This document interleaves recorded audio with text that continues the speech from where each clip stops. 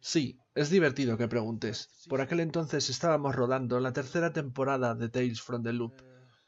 Recuerdo que por aquel entonces David Wire, el actor que interpretaba el personaje de Lana, dejó la serie.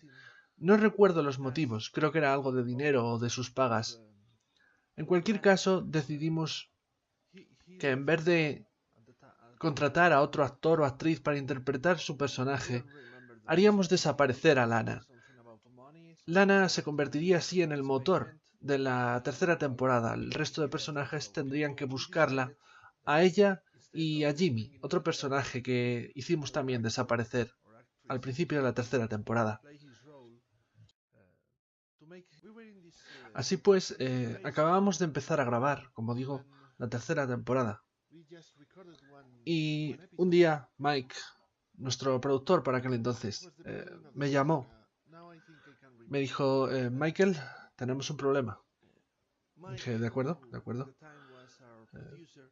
¿Cuál es el problema? Ha habido un incendio en el estudio. Hemos perdido todas las cintas que habíamos grabado están destruidas. Fue devastador para todos nosotros, para mí en particular. Así que tuvimos que empezar a pensar, ¿de acuerdo? ¿Qué vamos a hacer con la serie? ¿Volvemos a regrabar todo lo que habíamos grabado ya? Eso nos va a costar mucho dinero. Y está mal que yo lo diga, pero entonces la cadena de televisión que emitía Tales from the Loop no nos dejaba mucho presupuesto. Eran bastante tacaños con la serie. Así que era una situación compleja y complicada. Con esto en mente, volver a regrabar todo lo que teníamos estaba completamente fuera de discusión. No podíamos tomar ese camino. Así que, de nuevo, Mike, en una de las reuniones que tuvimos con los actores y con el equipo de producción, dijo, ¿por qué no continuamos? Hagamos como que no ha pasado nada. Se continúa la serie desde el tercer episodio. Todos nos miramos y dijimos, de acuerdo. Así que pretendimos que el segundo episodio se había emitido, aunque en realidad no había sido así. En aquel momento pensábamos en lo peor, sinceramente.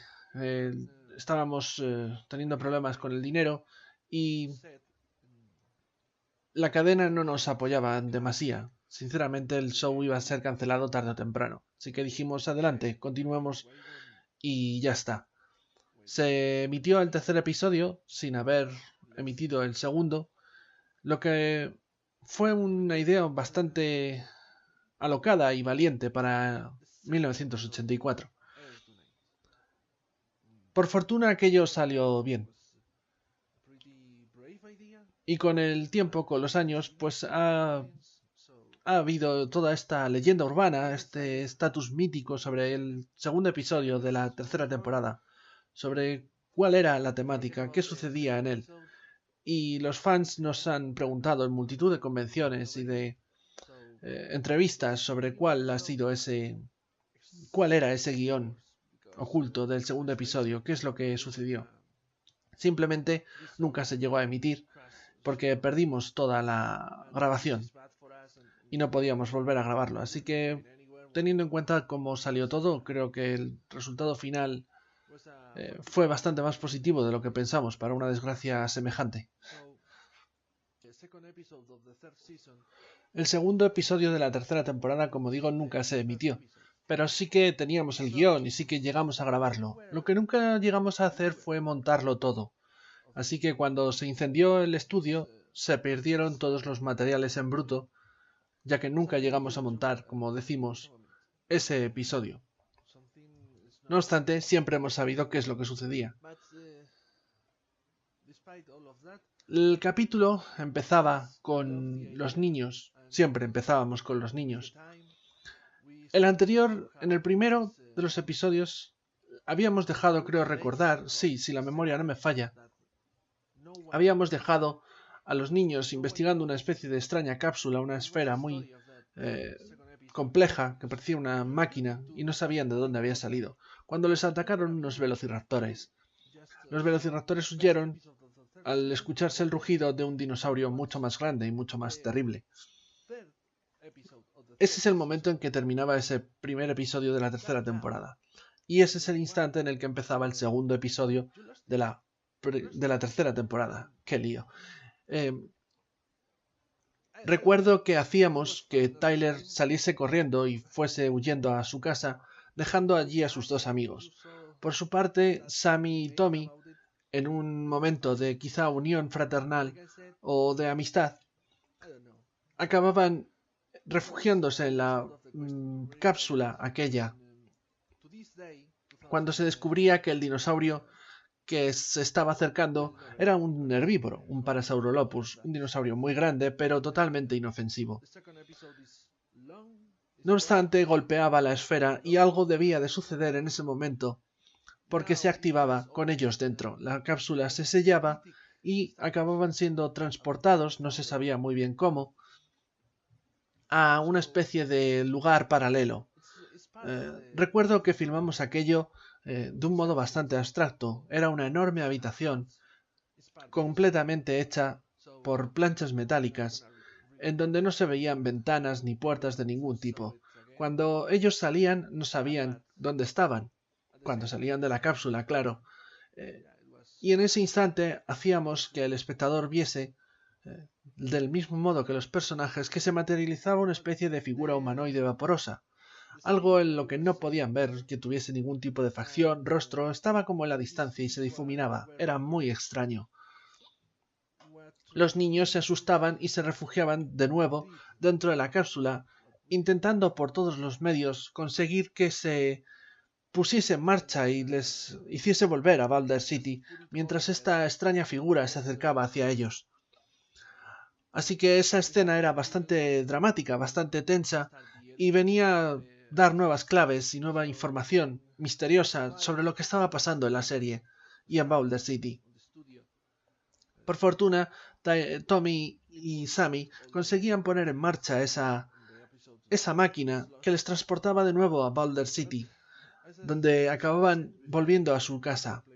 Esa misma noche, porque todo esto ocurría de noche, cada uno de los niños pasaba con su familia la noche.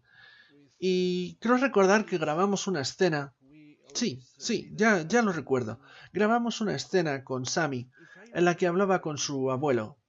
El abuelo de Sammy habíamos dejado establecido previamente en la serie que había sido uno de los fundadores del proyecto del Loop en Boulder City, pero ahora estaba sufriendo de Alzheimer.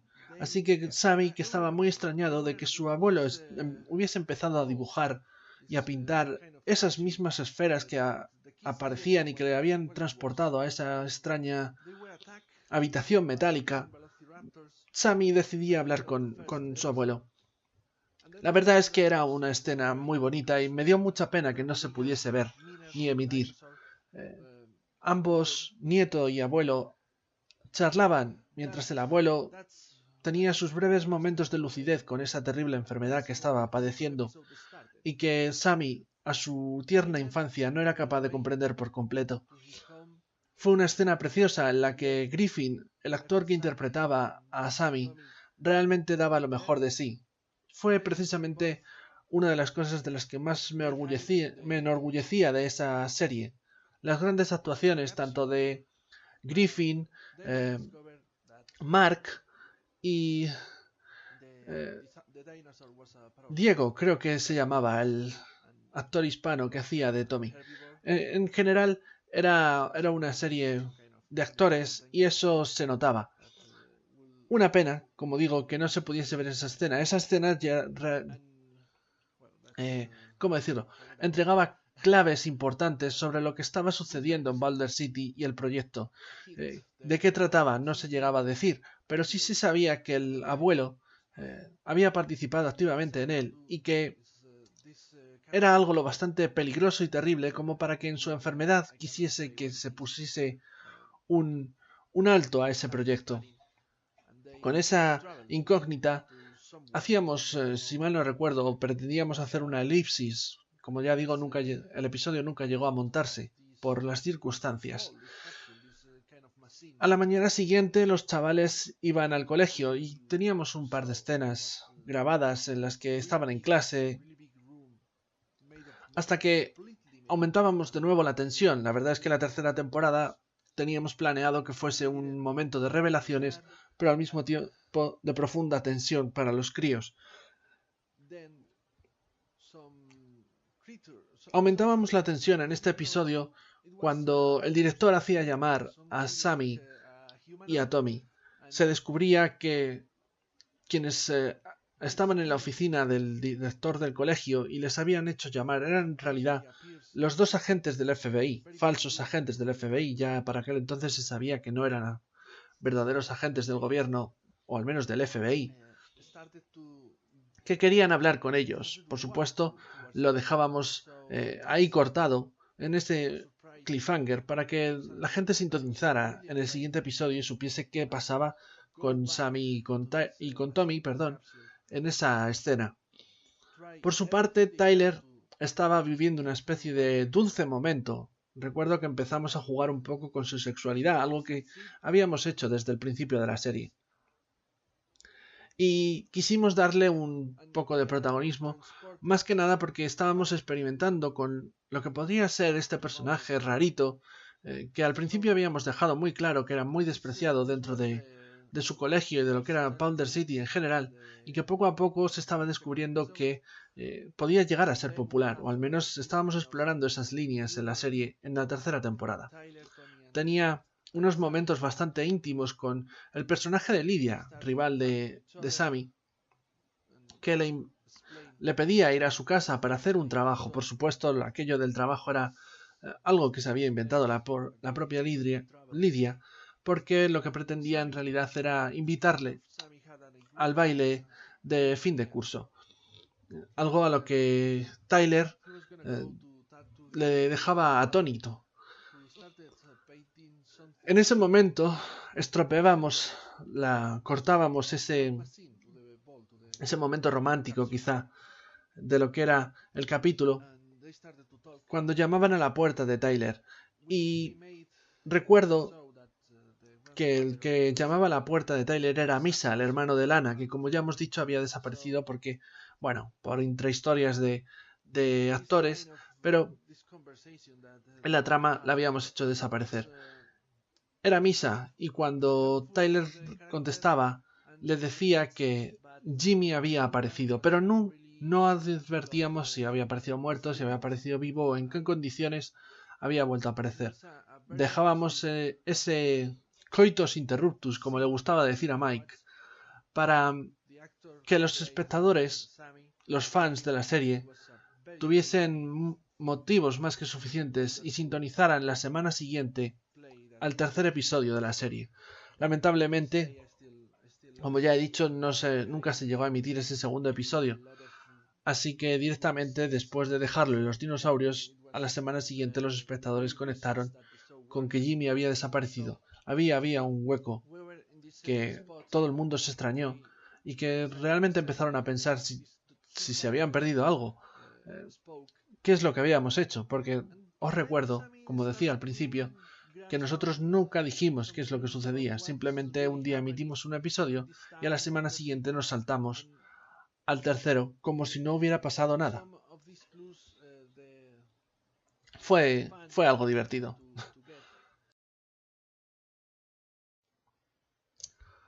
So, thank you to all my Spanish fans. I hope you're really enjoying watching Tales from the Loop, this show that we recorded in 1984. And nothing more from me, just thank you for your time, and gracias to En 5 Minutos Roll for this opportunity to explain what was the second episode of the third season, the lost episode, as everyone calls it. Bye, thank you very much from Michael Love, be happy.